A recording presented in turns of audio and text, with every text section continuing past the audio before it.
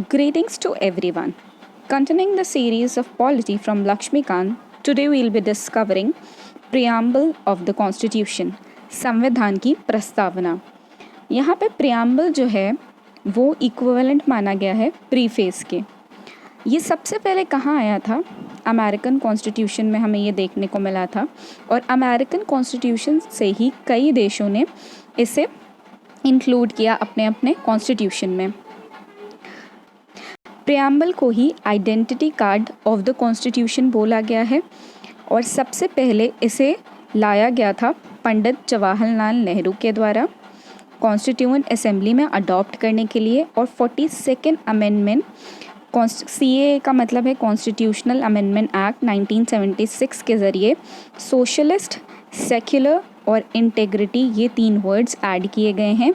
ये पहला और आखिरी अमेंडमेंट था हमारा प्रियम्बल के अंदर. उसके पहले या बाद कोई भी अमेंडमेंट नहीं किए गए हैं. इसे अडॉप्ट किया गया था 26 नवंबर 1949 को. और प्रियम्बल को कहा जाता है कि प्रियम्बल ना ही सोर्स है पावर का लेजिस्लेचर में और ना ही प्रोहिबिट करता है किसी पावर को लेजिस्लेचर में आने से. ठीक है, ना ही ये सोर्स ऑफ पावर है और ना ही ये प्रोहिबिशन ऑफ पावर है. ये नॉन जस्टिसाइबल है. नॉन जस्टिसाइबल का मतलब है इसके जो भी प्रोविज़न यहाँ पे मेंशन है इसके लिए हम लोग कोर्ट में अपील नहीं कर सकते हैं. आप यहाँ पे कुछ वर्ड्स देख रहे होंगे, sovereign, democratic, Republic, justice, liberty, equality, fraternity. ये यहाँ पे आपको दिख रहा होगा कि सोशलिस्ट, सेक्युलर और इंटेग्रिटी ये तीनों वर्ड्स यहाँ पर मेंशन नहीं हैं.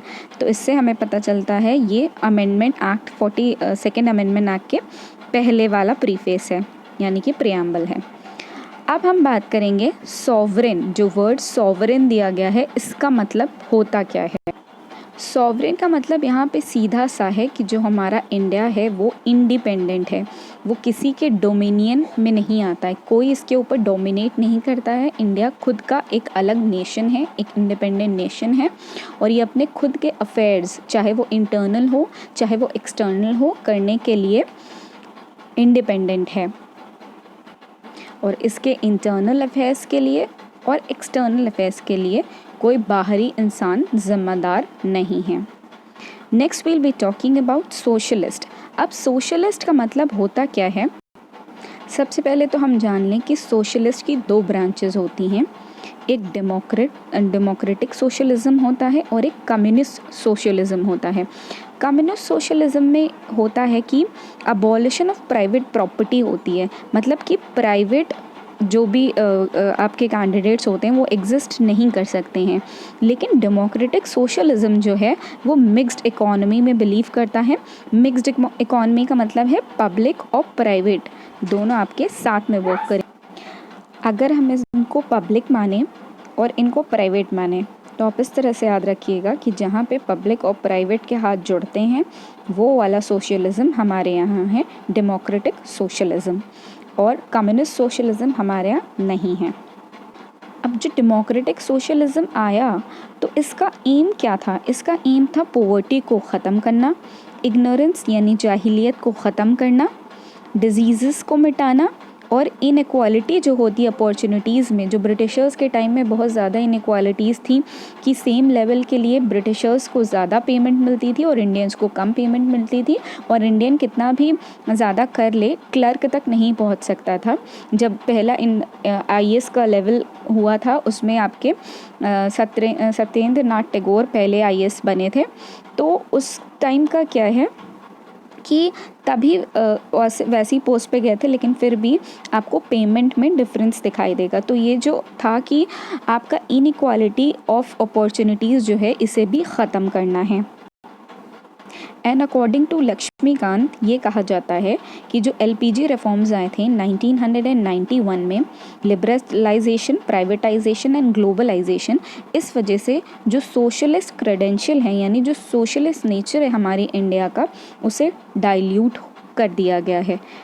ये according to Lakshmikant it is said that 1991 में जो LPG रिफॉर्म आए थे उसके वजह से पब्लिक और प्राइवेट की जो हमारी सोशलिज्म चल रही थी वो क्या हो गई थी, वो डाइल्यूट हो गई थी.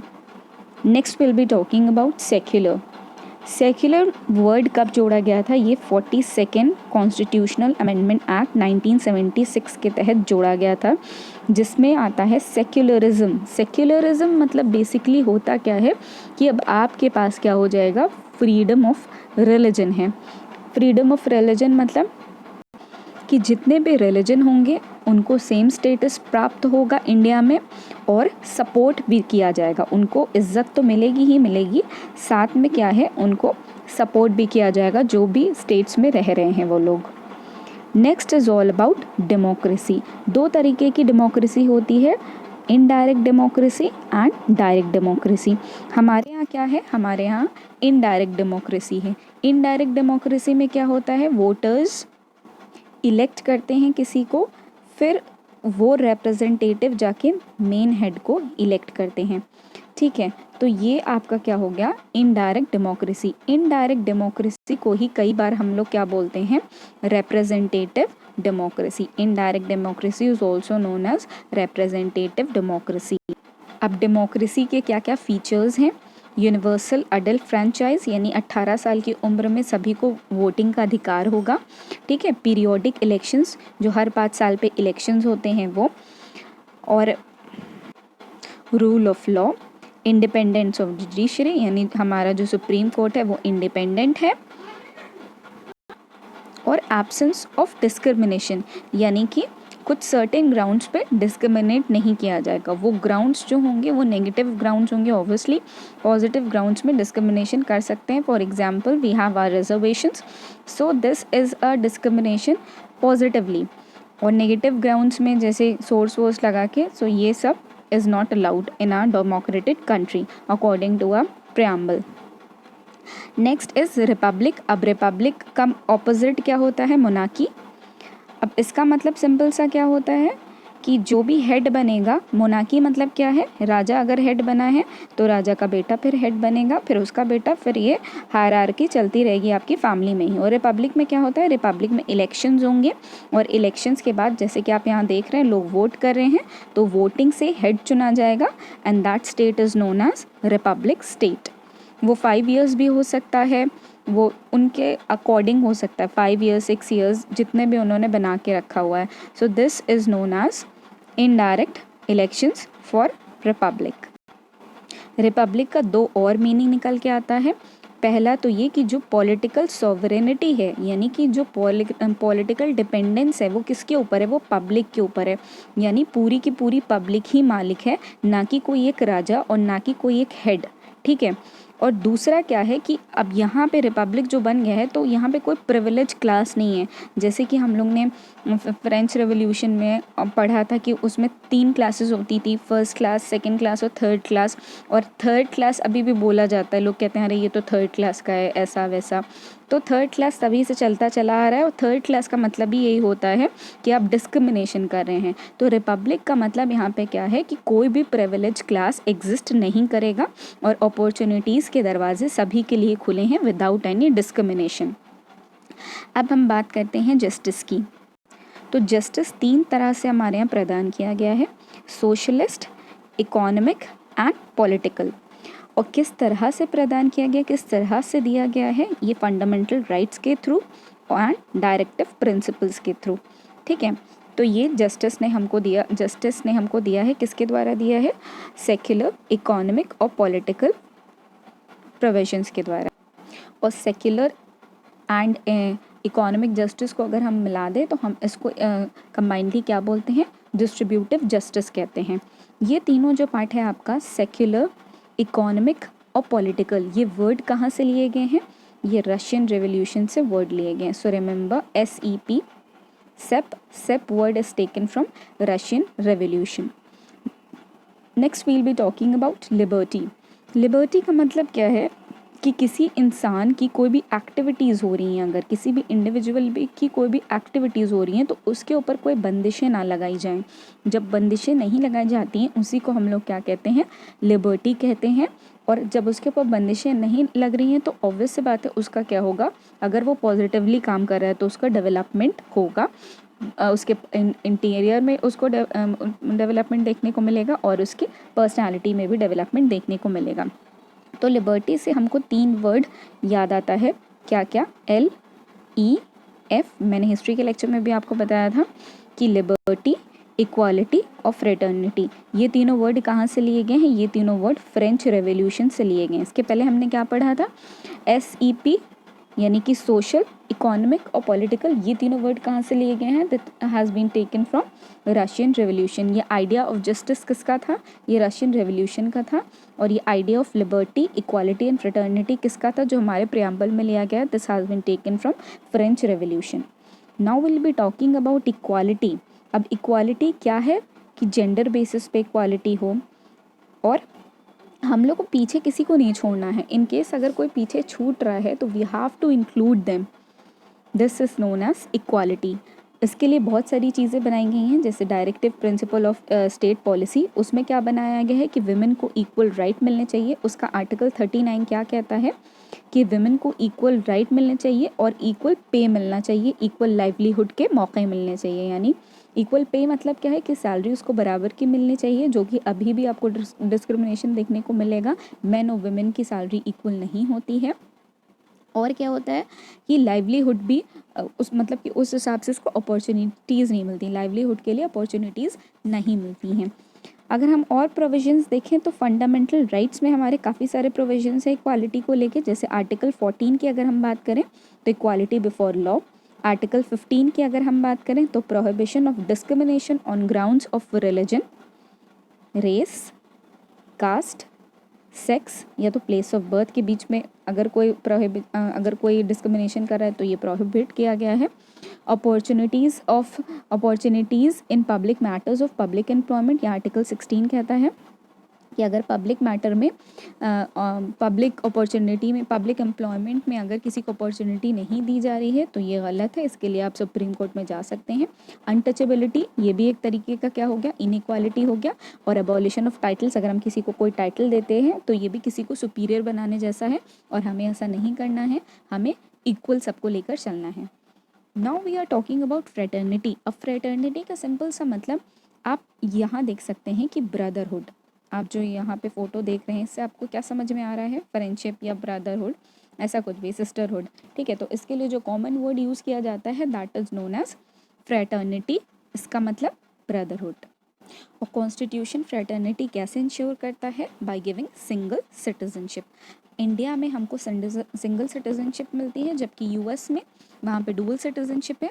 आप यूएस के तो सिटीजन हैं ही, प्लस आप जिस स्टेट में वहाँ के रह रहे हैं आप उसके भी सिटीजन हैं, तो वहाँ पर डुअल सिटीजनशिप दी गई है as contrary to India. India में सिंगल सिटीजनशिप है। और इससे हमें क्या पता चलता है? इसका कंक्लूजन क्या है? कि इंडिया में फ्रेटर्निटी है, इंडिया में सेंस ऑफ ब्रदरहुड है, कश्मीर से कन्याकुमारी तक सब यहाँ पे भाईचारे के साथ रहते हैं, चाहे। और ये क्या हो रहा है? हम लोग जो बाउंड्रीज है उसको क्रॉस कर रहे हैं। कौन सी बाउंड्रीज को? रिलीजियस बाउंड्रीज, लिंग्विस्टिक यानी लैंग्वेज से रिलेटेड, रीजनल यानी क्षेत्र से रिलेटेड, और सेक्शनल डाइवर्सिटी, अलग अलग सेक्शंस के लोग मिलने आ रहे हैं और ब्रदरहुड के साथ रह रहे हैं। तो प्रियम्बल आपका ये क्या डिक्लेयर कर रहा है? दो चीज़ें। सबसे पहले तो जो इंडिविजुअल उसकी डिग्निटी मेंटेन रहे और वो यूनिटी और इंटीग्रिटी के साथ नेशन में रहे, ये होता है हमारा फ्रैटर्निटी का दो कॉन्सेप्ट्स। अब हम बात करेंगे अमेंडेबिलिटी के बारे में। तो सबसे पहले जो बेरूबरी यूनियन केस आया था 1960 में, इसमें सुप्रीम कोर्ट ने क्या कहा था?